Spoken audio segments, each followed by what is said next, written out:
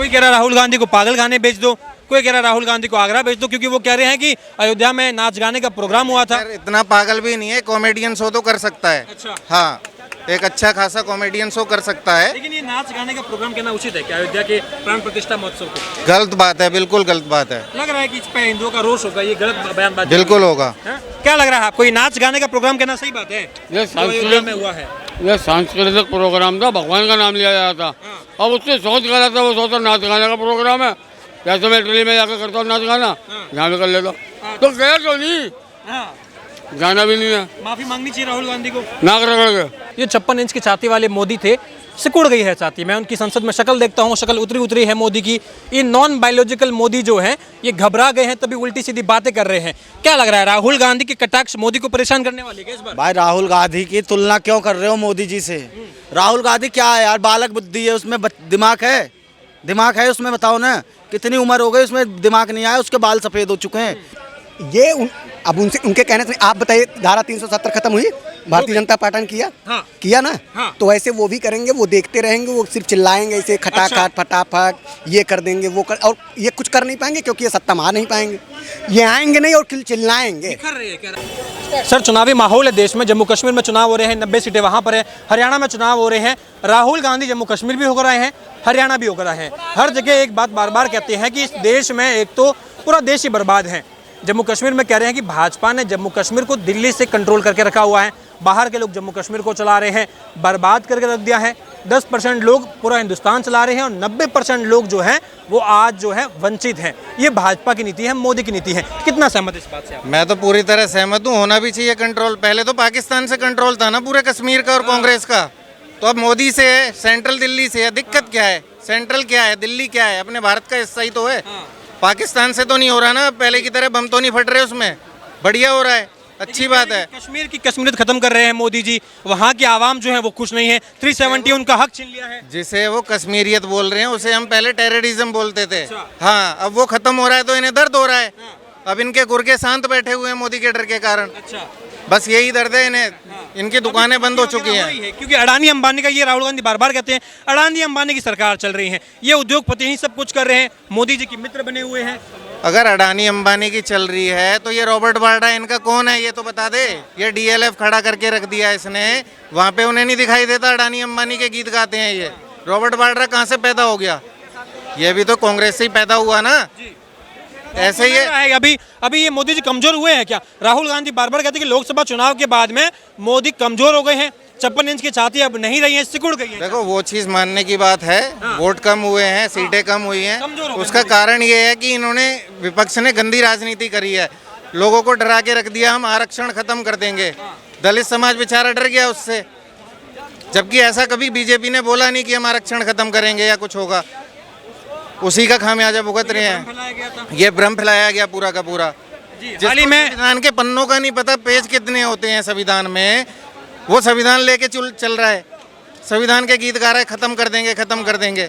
कह रहे हम तो लोकतंत्र बचाने के लिए आए हैं, बाप दादा भी यही करते आए हैं हिंदुस्तान में। कह रहे लोकतंत्र हम लेके आए थे, तभी तो एक चाय वाला प्रधानमंत्री बन गया। आज तो ऐसी दशा है कि भाई साहब त्राहिमाम है। 70 साल से लोकतंत्री बचाते बचाते पाकिस्तान दे दिया, बांग्लादेश दे दिया, चीन से हट गए पीछे, युद्ध हार गए चीन में, उसके बाद में बीटो पावर अपने हाथ से गवा दी। और क्या क्या करेंगे लोकतंत्र के लिए? इतना दान हमें नहीं चाहिए भैया, अपने पास रखें। बहुत बलिदान कर लिया इन्होंने, अब इनकी बलि देने की बारी आ गई है बस। हाँ, कोई कह रहा है राहुल गांधी को पागल खाने बेच दो, कोई कह रहा है राहुल गांधी को आगरा बेच दो, क्योंकि वो कह रहे हैं कि अयोध्या में नाच गाने का प्रोग्राम हुआ था। यार इतना पागल भी नहीं है, कॉमेडियन शो तो कर सकता है। हाँ, एक अच्छा खासा कॉमेडियन शो कर सकता है। लेकिन ये नाच गाने का प्रोग्राम कहना उचित है क्या अयोध्या के प्राण प्रतिष्ठा महोत्सव को? गलत बात है, बिल्कुल गलत बात है। लग रहा है कि इस पे हिंदुओं का रोष होगा, ये गलत बयानबाजी बिल्कुल होगा। क्या लग रहा है आपको, ये नाच गाने का प्रोग्राम कहना सही बात है? ये में हुआ है, ये सांस्कृतिक प्रोग्राम था, भगवान का नाम लिया जा रहा था। अब उससे सोच गलत है, वो सोचा नाच गाने का प्रोग्राम है, जैसे मैं दिल्ली में जाकर करता हूँ नाच गाना, यहाँ भी कर लेता हूँ। तो गया क्यों नहीं, जाना भी नहीं है। माफी मांगनी चाहिए राहुल गांधी को। नाक रगड़ गए। ये 56 इंच की छाती वाले मोदी थे, सिकुड़ गई है छाती। मैं उनकी संसद में शक्ल देखता हूँ, शक्ल उतरी है मोदी की। ये नॉन बायोलॉजिकल मोदी जो है, ये घबरा गए हैं, तभी उल्टी सीधी बातें कर रहे हैं। क्या लग रहा है, राहुल गांधी के कटाक्ष मोदी को परेशान करने वाले क्या इस बार? भाई राहुल गांधी की तुलना क्यों कर रहे हो मोदी जी से? राहुल गांधी क्या है यार, बालक बुद्धि है उसमें, दिमाग है उसमें, बताओ ना। कितनी उम्र हो गई उसमें, दिमाग नहीं आया, उसके बाल सफ़ेद हो चुके हैं, लेकिन दिमाग अभी भी उसका बच्चों वाला है। तो इसलिए कह रहा हूँ भाई, उसकी बात सुन लीजिए। देखिए, पहले वो हिंदुओं के पैर छू रहा था, अभी चुनाव 2019 में हारने के बाद गली गली जाके हिंदुओं से गलती मानी, फिर जनेऊ पहना कोर्ट के ऊपर, फिर क्या क्या अपने आप को बताया कि मैं शिव भक्त हूँ, मैं कौन सा भक्त हूँ।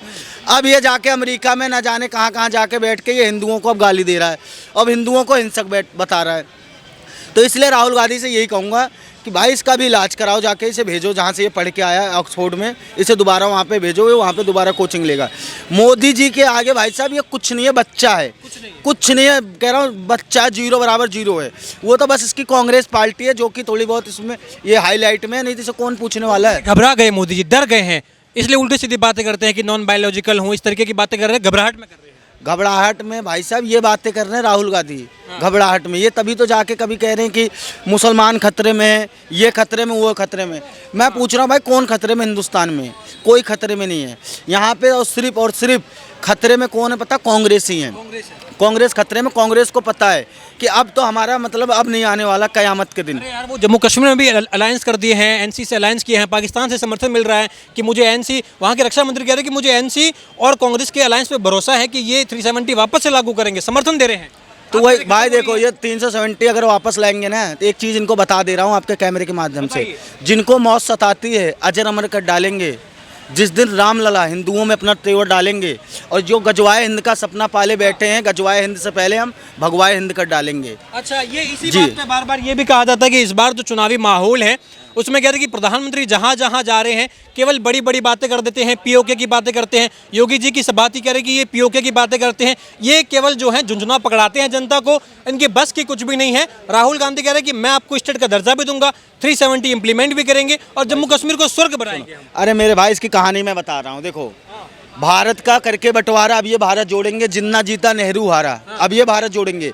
सबसे पहले तो नेहरू ने जिन्ना को जिताया, पाकिस्तान बनाया, उसके बाद इन्होंने फिर बांग्लादेश बनाया, उसके बाद इन्होंने अफगानिस्तान बनाया, फिर कच्छ द्वीप दे दिया श्रीलंका को, म्यांमार को, तिब्बत दे दिया चीन को। इन्होंने कुछ छोड़ा है? आतंकवादी इनके घर में बैठते थे, जो आतंकवादी कश्मीर के, उनके गले आके मनमोहन सिंह के ऑफिस में आके गले मिलते थे। और जितने भी ये आतंकवादी हैं, इनको ये सपोर्ट करने वाली कांग्रेस पार्टी है।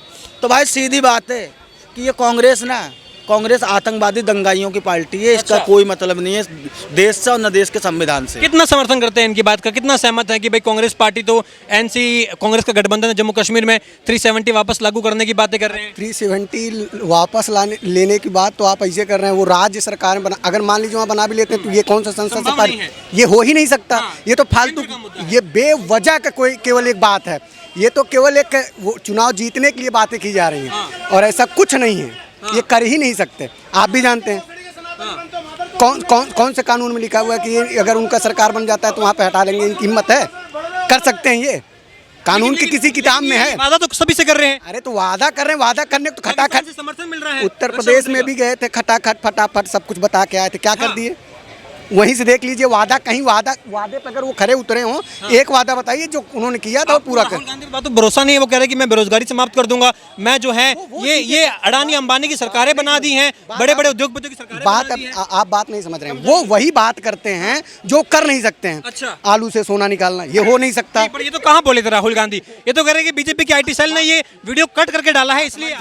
अब आईटी सेल ने किया, किसने किया, क्या किया, मैं वो नहीं, मैं आपको एक बात बता रहा हूँ, वो वही चीजें कहते हैं जो असंभव सी चीजें होंगी, तो वही बात कहेंगे, तो उनकी बातों का समर्थन कैसे करेगी जनता? कह रहे हैं कि बीजेपी वाले पीओके की जो बात कर रही है असंभव चीजें हैं। ये कह रहे हैं कि पाकिस्तान के लोग जो पाकिस्तान ऑक्युपाइड कश्मीर है, कहाँ से आप लेके आ जाओगे, कब लेके आ जाओगे, ये असंभव बातें हैं। ये अब उनके कहने से, आप बताइए, धारा 370 खत्म हुई? भारतीय जनता पार्टी ने किया? हाँ। किया ना? हाँ। तो ऐसे वो भी करेंगे, वो देखते रहेंगे, वो सिर्फ चिल्लाएंगे ऐसे खटाखट फटाफट, ये कर देंगे, वो कर, और ये कुछ कर नहीं पाएंगे क्योंकि ये सत्ता में आ नहीं पाएंगे।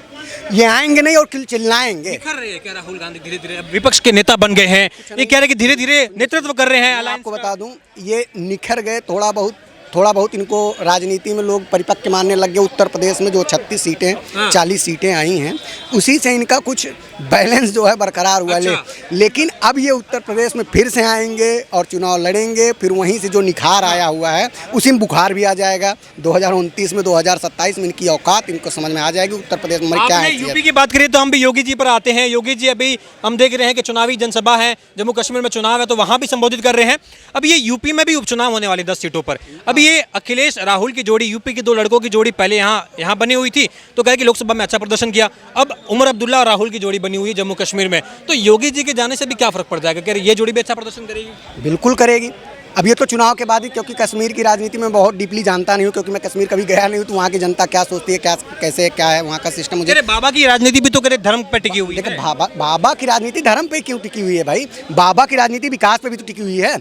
आप उत्तर प्रदेश चले जाइए, उत्तर प्रदेश का विकास भी तो देखिए, उत्तर प्रदेश में काम क्या हुए हैं, उन सब चीज़ों पर भी तो गौर करने की बात है। कोई जरूरी थोड़ी है कि धर्म की राजनीति में उनको मुसलमान वोट नहीं दे रहे हैं। कहीं ना कहीं 2% मुसलमान वोट दे रहे हैं, बिल्कुल दे रहे हैं। 2%, 4%, 6%, 8%। क्या ऐसा नहीं है कि अखिलेश यादव को ब्राह्मण वोट नहीं देता? देता है 2-4-5% हर किसी कास्ट में, हर धर्म में किसी न किसी अदर पार्टियों में वोट करते हैं। ऐसा नहीं है कि वो वोट नहीं करते, वोट करते हैं। जिनको जो चीज़ें अच्छा लगते हैं उस हिसाब से वोट कर रहे हैं। ये बाबा को जम्मू कश्मीर भेजा है। अब ये यूपी में जब नेम प्लेट की बातें आती हैं, यूपी में आता है कि भाई दुकानदार अपना नाम वगैरह बताए, कहते हैं बुलडोजर मॉडल जो है बड़ा चर्चाओं में रहता है, विदेशों में डंका बजता है।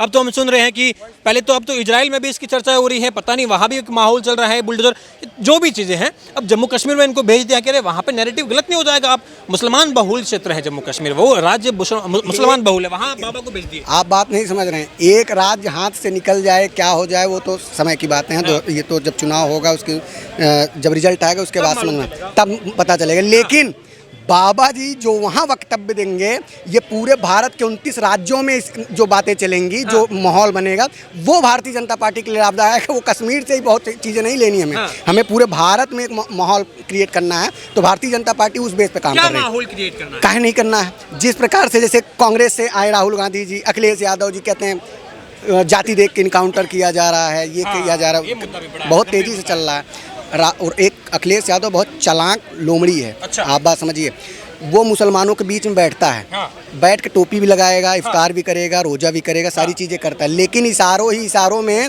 वो योगी जी को उकसाता है और बताता है किसका इनकाउंटर करना है। मुख्तार अंसारी नहीं मरता, अतीक अहमद नहीं मरते। अतीक अहमद को कौन मरवाया? अखिलेश यादव मरवाया। बार बार उंगली कर करके बाबा को इतना क्रोधित कर दिया कि बाबा ने उसका ट्रिगर पे उंगली आ गई। ये हर बार वही काम करता है। अब देखिए, एक अनुज सिंह अभी इनकाउंटर हुआ, उसका इनकाउंटर थोड़ी ना होता। ये अखिलेश यादव बार बार उंगली करके लोगों को मरवा रहा है, ये कर रहा है।